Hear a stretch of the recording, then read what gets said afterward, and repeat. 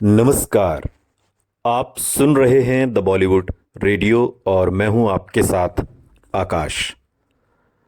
दोस्तों, आज के इस पॉडकास्ट में किस्सा राजेश खन्ना और अंजू महेंद्रू का है।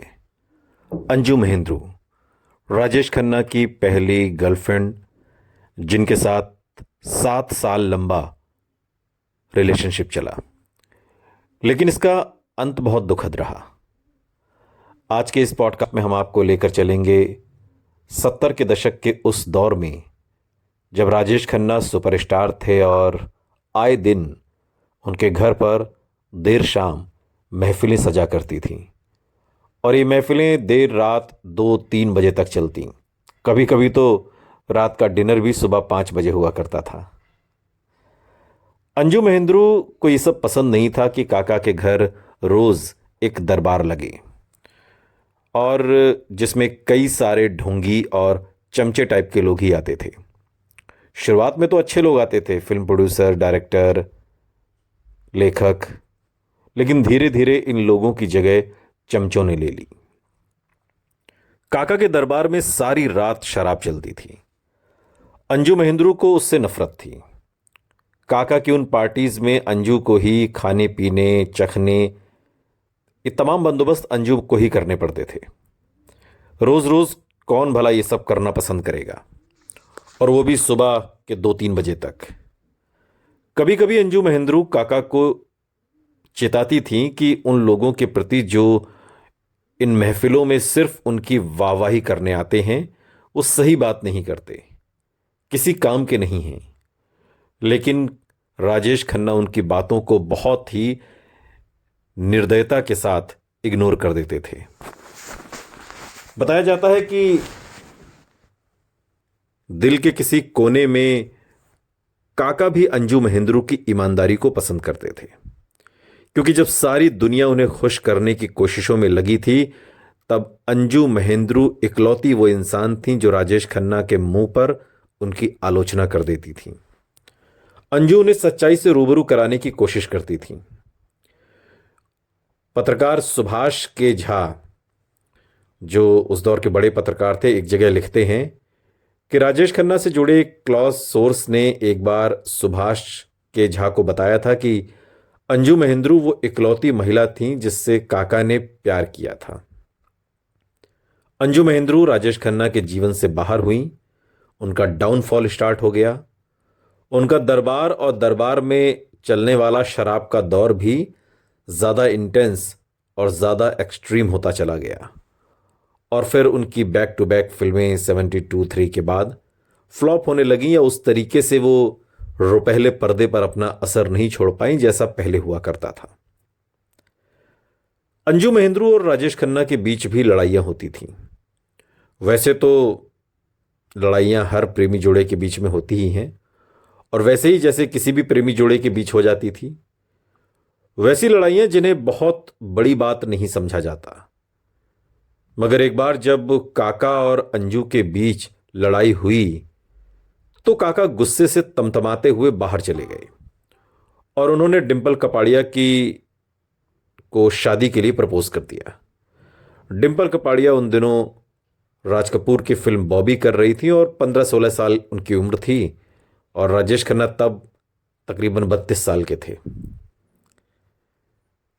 राजेश खन्ना ने डिंपल कपाड़िया से शादी सिर्फ अंजू महेंद्रू को चिढ़ाने के लिए की थी। ये उस दौर की तमाम फिल्मी मैगजीन्स में कहा गया, लिखा गया।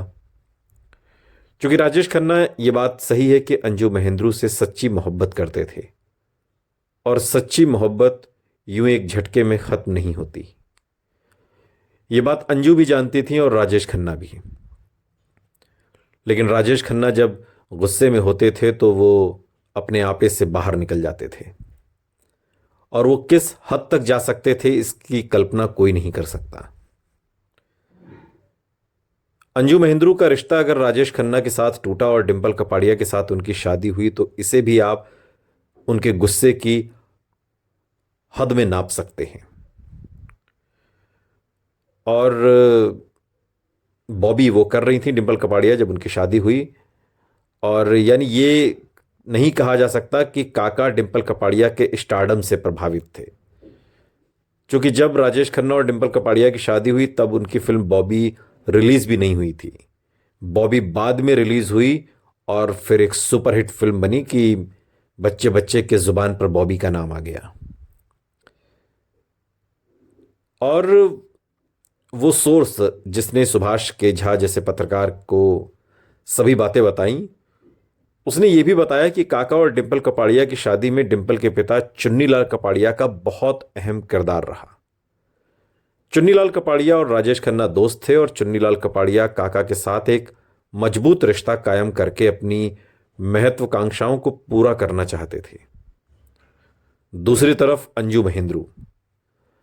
अंजू महेंद्रू जिन्होंने कभी इस बारे में बात नहीं की काका के साथ उनका रिश्ता क्यों खत्म हुआ, क्या हो गया अचानक से कि वो इतना मजबूत रिश्ता टूट गया। और आज भी अंजू महेंद्रू चूंकि इंस्टाग्राम पर काफ़ी एक्टिव हैं और एक बार उन्होंने एक स्टेटस लगाया कि आप मुझसे कुछ भी सवाल पूछ सकते हैं, लेकिन साथ में उन्होंने लिखा कि लेकिन आप राजेश खन्ना पर कोई सवाल मत पूछिएगा।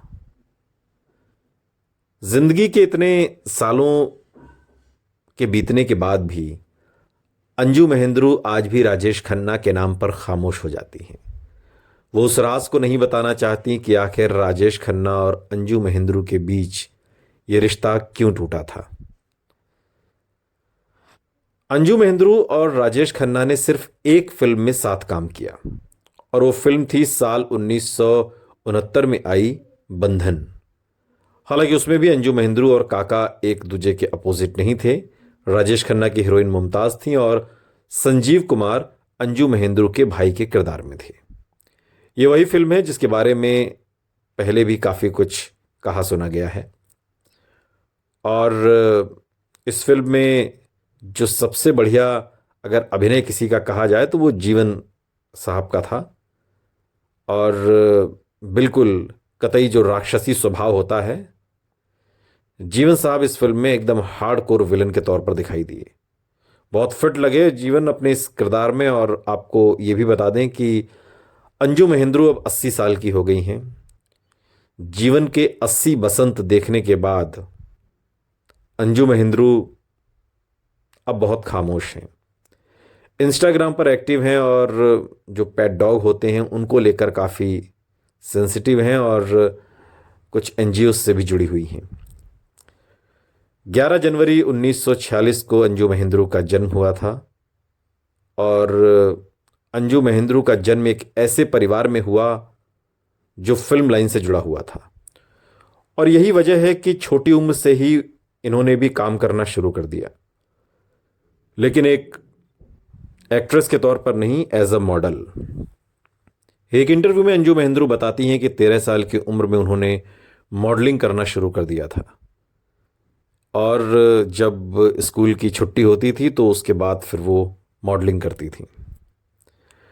अंजू जब 14 साल की हुई तो दिलीप कुमार के भाई एहसान एक दिन FTII लेकर गए और वो चाहते थे कि अंजू FTII से एक्टिंग की ट्रेनिंग लें, लेकिन FTII प्रशासन ने इन्हें दाखिला देने से इनकार कर दिया क्योंकि तब तक इनकी स्कूली पढ़ाई कंप्लीट नहीं हुई थी। हालांकि अंजू से वादा किया गया कि अगले साल आपको दाखिला ज़रूर दे देंगे, लेकिन इत्तेफाक कुछ ऐसा हुआ कि उस दिन अंजू महेंद्रू पूना से अपने घर वापस आईं तो उन्होंने देखा कि घर पर कैफी आज़मी साहब और बासु भट्टाचार्य बैठे हुए हैं। शुरुआत में हाय हेलो के बाद बासु भट्टाचार्य ने अंजू महेंद्रू से पूछा, तुम मेरी फिल्म में काम करोगी? और वो ऐसे बोलते थे, तुम मेरी फिल्म में काम करेगा? अंजू ने कहा कि बिल्कुल करूंगी। और तब बासु भट्टाचार्य ने इनसे चल कर दिखाने को कहा कि ज़रा अंजू चल कर दिखाओ। अंजू ने उन्हें चलकर भी दिखाया। तब बासुदा ने इनसे कहा कि गाड़ी में बैठो, हमें शूटिंग पर जाना है। बाद के दिनों में अंजू महेंद्रू एक इंटरव्यू में बताती हैं कि उन्होंने तो तब मज़े मज़े में शूटिंग की थी। वो कोई पैरेलल फिल्म थी। बासु भट्टाचार्य बहुत मन से उस फिल्म को बना रहे थे, लेकिन वो फिल्म कभी रिलीज़ नहीं हो सकी। उस फिल्म के बाद अंजू महेंद्रू ने देव साहब की फिल्म, देवानंद की फिल्म ज्वेल थीफ में एक छोटा सा रोल किया और इस फिल्म में काम करके अंजू महेंद्रू को बहुत मज़ा भी आया। अंजू एक इंटरव्यू में बताती हैं कि उनके नाना राय बहादुर चुन्नीलाल बॉम्बे टॉकीज के पार्टनर्स में से एक थे। बाद में उन्होंने फिल्मिस्तान स्टूडियो में शशधर मुखर्जी और अशोक कुमार के साथ पार्टनरशिप में उसे चलाया भी। लेकिन जब शशधर मुखर्जी और अशोक कुमार फिल्मिस्तान से अलग हो गए तो राय बहादुर चुन्नीलाल, जो अंजू महेंद्रू के नाना थे, उन्होंने भी कुछ समय के बाद फिल्मिस्तान स्टूडियो को तोलाराम जालान को बेच दिया।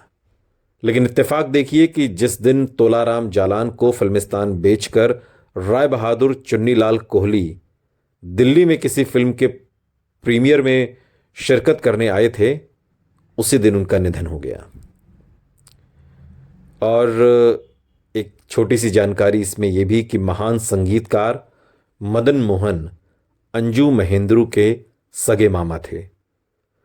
अंजू महेंद्रू की मां का नाम शांति देवी था और इनके पिता का नाम क्या था इसकी तो जानकारी नहीं मिलती, लेकिन एक छोटी सी जानकारी इसमें और भी है कि संजीव कुमार, अभिनेता संजीव कुमार अंजू महेंद्रू के मुंह बोले मामा लगते थे।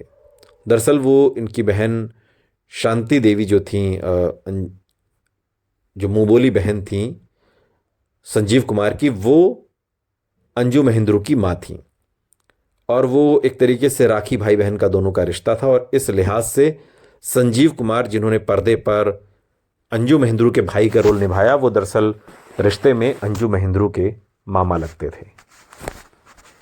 तो ये फिल्म इंडस्ट्री के वो रिश्ते हैं, वो संबंध हैं जो यूं ही किस्सों में सुने सुनाए जाते हैं। सुनते रहिए द बॉलीवुड रेडियो, सुनता है सारा इंडिया।